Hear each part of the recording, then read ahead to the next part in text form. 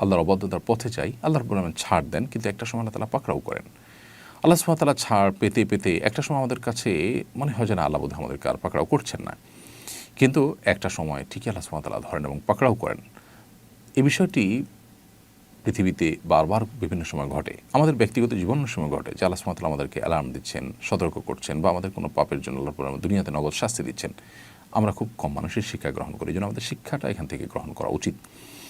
এবং এটি আল্লাহর আযাব সেটি নিশ্চিত করে বলা কঠিন, কারণ আসলে এটি কি আযাবের অংশ নাকি এটি অন্য কোনো আল্লাহর হিকমার অংশ, এটি অন্য 10টি সাধারণ স্বাভাবিক ঘটনার মতো কিনা, সেটা একমাত্র আল্লাহ তাআলা ভালো জানেন। আমরা যেহেতু কেউ গায়বের মালিক নই, এজন্য নিশ্চিত করে হলফ করে এটিকে আল্লাহর গজব হিসাবেই যদিও আমরা বলতে পারবো না, কিন্তু অ্যাট দ্য সেম টাইম সেখানে যে কর্মকাণ্ড হতো বা সেই কর্মকাণ্ডের জন্য সেটি খ্যাতি ছিল, সেই কারণে আল্লাহ তাআলার শাস্তি পতিত হওয়ার যথেষ্ট জোরালো সম্ভাবনা আছে। বিদায় সেই সম্ভাবনা মাথায় রেখে এই সম্ভাবনার কথা বলা, এটাকে দোষণীয় বলা যাবে না। তবে হ্যাঁ, নিশ্চিত করে আমরা হয়তো কোনো সিদ্ধান্ত এখানে দিতে পারবো না, যেহেতু ওহীর রাস্তা বন্ধ হয়ে গেছে। নবী রাসূলগণ থাকলে বলতে পারতেন যে এটা আল্লাহর পক্ষ থেকে আযাব হিসাবে আল্লাহ তাআলা প্রেরণ করেছেন।